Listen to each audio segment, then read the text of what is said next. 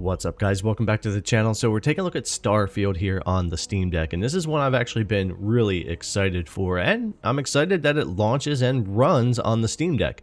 How playable that's going to be is going to be up to you, but the game looks fantastic on the Steam Deck screen, even at the settings we have to run it at, and I'm just overall surprised that it runs at all. I've been to a bunch of different planets, done a bunch of missions, and gone about 6 hours in as far as Steam Deck testing alone to see what performance is like in a bunch of different areas. So we'll take a look at it here and see if this is something that you want to attempt to play on your deck. All right, let's get into it here. Now, first things first, I did have to run on the beta version of the OS. Even though Stable got an update for the GPU driver, it's still crashing for me. I also had to use Proton Experimental. Those two things combined have had the game running just fine without any more crashes. As far as our settings go, there's not a lot for me to tweak here because we are just so bound up and there's only so much we can do. But we do have dynamic resolution on. Render scale's at 80%. You can play with that. It defaults at 50. I'm at low on everything, and then I've gone down and turned motion blur off as well. I've turned VSync off. FSR2 is on at 55% sharpening. It defaults to 70. Play with that as you want. VRS is on. Film grain intensity is all the way off, and depth of field is off. Now let's go ahead and get into the actual performance here, and this is a mission a lot of you have probably seen in the trailers as we land here, kind of towards the beginning of the game. I thought would be a good spot to jump into to see what that performance was like for the Steam Deck here. And unfortunately, you know, most of this game you're gonna play in the 20s at this point at early access or at launch when it comes to Starfield.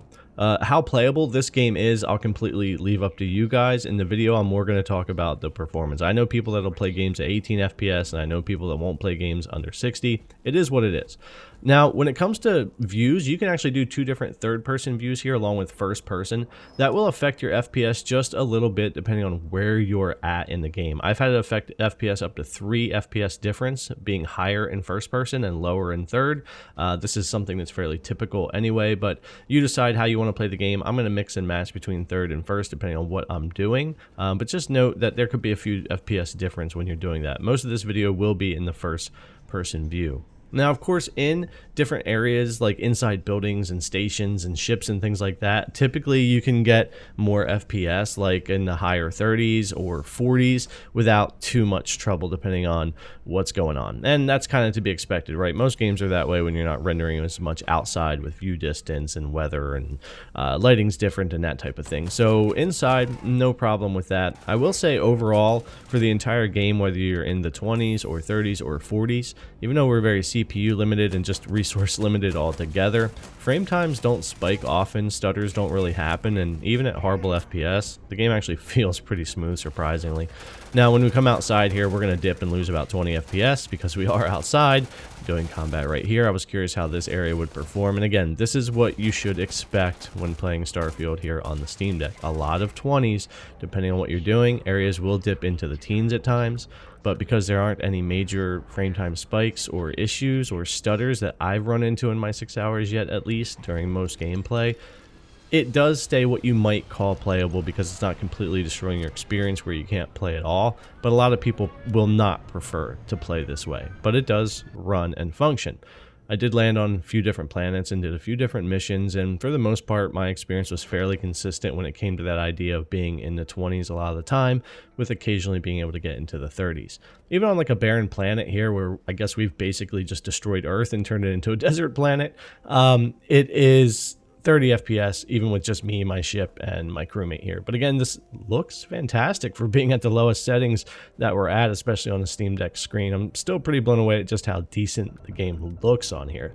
Now, out in space, I thought I would get higher FPS because that's often the case in a lot of games, but I still stayed pretty much in the 30s and dipped to 20 every now and then. Now, that dip to the lower 20s never really happened often. You saw 24 right there. Around busy planets like Alpha Centauri here where there's ships and stuff, I did experience that. Out where it's a little less busy but I'm in combat, I'm more hovered at that 30, sometimes maybe 29. If I'm in a real desolate area of space with nothing going on, I might get up into the higher 30s. But for the most part, you're able to keep around that 30 out in space, except for very busy planet areas. Character models look decent for being on low. I mean, there's a lot of them that look kind of clay-like, but for the most part, we don't have a lot of shimmering around the hair and really bad issues I thought we might have with FSR and VRS and all that kind of stuff. They look decent. Performance is decent in these scenes. They are in-game rendered, and no major complaints. Again, I think the game just really looks surprisingly good at these settings on the deck. Now, let's get into New Atlantis. This is where performance is probably the worst I've seen for the whole game, which is to be expected. The landing sequence here is pretty rough as we load in, and the CPU is at 92, 93%. We're just so limited here and very CPU bound. There's a lot happening in these bigger cities like New Atlantis here on Alpha Centauri. And actually, I was surprised that it didn't crash or give me more issues, but it didn't. It did continue to run. And again, like I said, kind of a recurring theme. If you're playing Starfield on your Steam Deck, a lot of it's going to be in the 20s, occasional dips in the teens if you're in a rough area like this. If you're in a really easy to run area, you might get higher.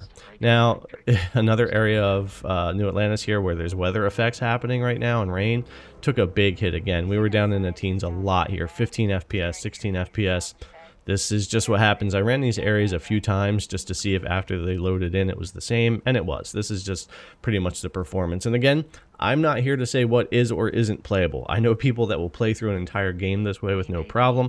I know people that won't touch it. So that's going to be up to you, but at least I could show you the performance at these settings that we're getting currently on Starfield for the Steam Deck. Alright guys, I think I'm going to wrap it up there. There's so much more content I recorded that I could show, but performance has pretty much just been this way across the board so far, and there will definitely be updated videos I'll be making here as we get updates and things like that for the game, and I get even farther in. But anyways, I hope this helped you out to figure out how Starfield's going to run on your Steam Deck, and if you want to jump in and give it a shot or not. For me, I don't know that I would play it on the deck. I'm definitely going to be playing it on my PC, my Xbox. I'm testing on the Ally now as well, but the game itself is definitely sucking me in. Since the time I'm making this video, I've put in another 3 or 4 hours. I'm coming up 9-10 hours in, and I'm just absolutely enjoying it. But anyways, guys, thanks a lot for coming to check out the video. As always, I really appreciate it, and I'll see you guys in the next one.